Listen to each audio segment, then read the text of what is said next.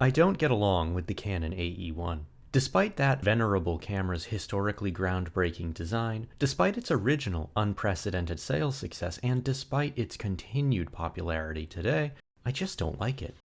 And I don't like it for exactly one reason. The Canon AE1 is made to operate in shutter priority semi-auto mode with a manual override option, and as a photographer who almost exclusively shoots in aperture priority semi-auto, I have tended to prefer cameras by camera makers that have prioritized this mode in their designs. Namely, these are cameras from Minolta, Pentax, and, most of all, Nikon.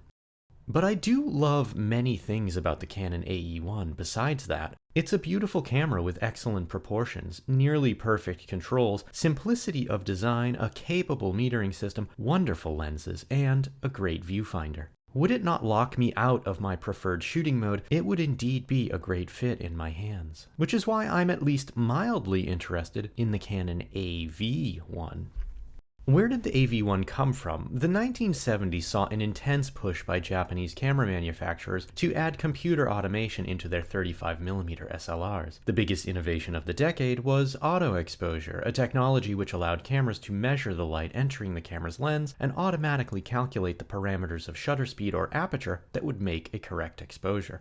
Limitations in computer technology of the day and the electromechanical nature of the machines of the early 1970s, however, meant that most of these new cameras could not calculate and automatically set both the lens aperture and camera's shutter speed. Instead, camera makers chose to have their cameras calculate one or the other of these parameters and control it in a semi-auto exposure mode. To quickly illustrate how this would work, for those who don't know, I'll walk you through the process of using a Canon AE1, which was one of the first cameras to ever offer auto exposure. This is, incidentally, where the camera gets its name, Auto Exposure 1. The user of an AE1 sets the ISO dial of the camera to that of the film that's been loaded.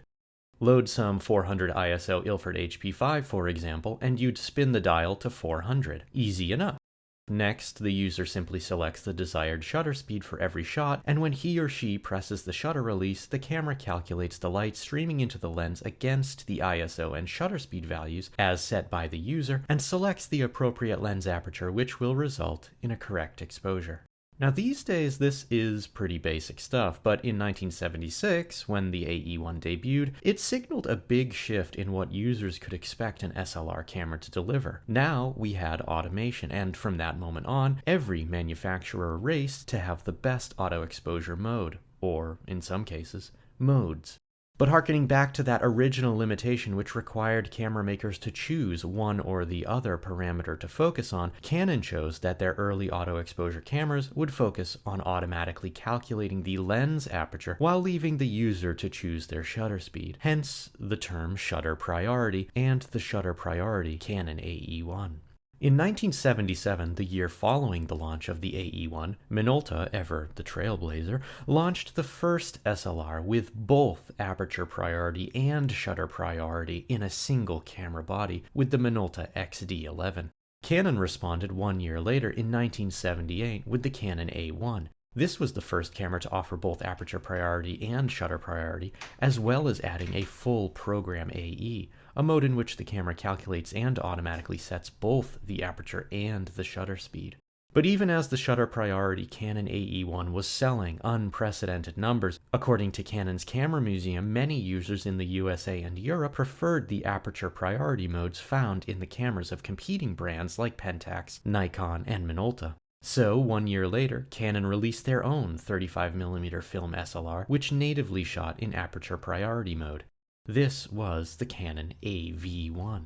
The Canon AV1 has been reductively described as a Canon AE1 that operates in aperture priority mode, and that's superficially correct. But that description misses some finer points. The Canon AV1 is not exactly an AE1, just with a different mode, and despite this article's headline, which boldly states that the AV1 is a better AE1, which is true in a few ways, the AV1 also lacks some features of the AE1 that would make it inferior for some photographers. That was a little confusing. Let's take a closer look. 3 quick paragraphs should do it. The Canon AV1 is just like the AE1 in that its body and chassis are almost identical in size and function. Manual film advance and rewind are controlled by the same knobs and levers. The shutter operates at identical speeds, though the AV1 has an edge in this respect. The viewfinders are practically identical in size, brightness, and the information which is displayed. Both cameras mount the same lenses, Canon FD, and both use the same battery. They both even share the same metering methodology and sensitivity, this being a center-weighted average EV1 to 18. Smaller details are shared as well. Briefly, these include a backlight compensation button, AE lock button, and an automatic film frame counter. But the Canon AV1 is better than the AE1 in at least a few ways. The first is that its automatic shutter is stepless. This means that the camera can calculate exposures not just to the nearest marked shutter speed, i.e. 1/60th, 1/30th, or 1/15th of a second, but to fractions of those times as well, i.e. 1/50th, 1/20th, 1/13th of a second.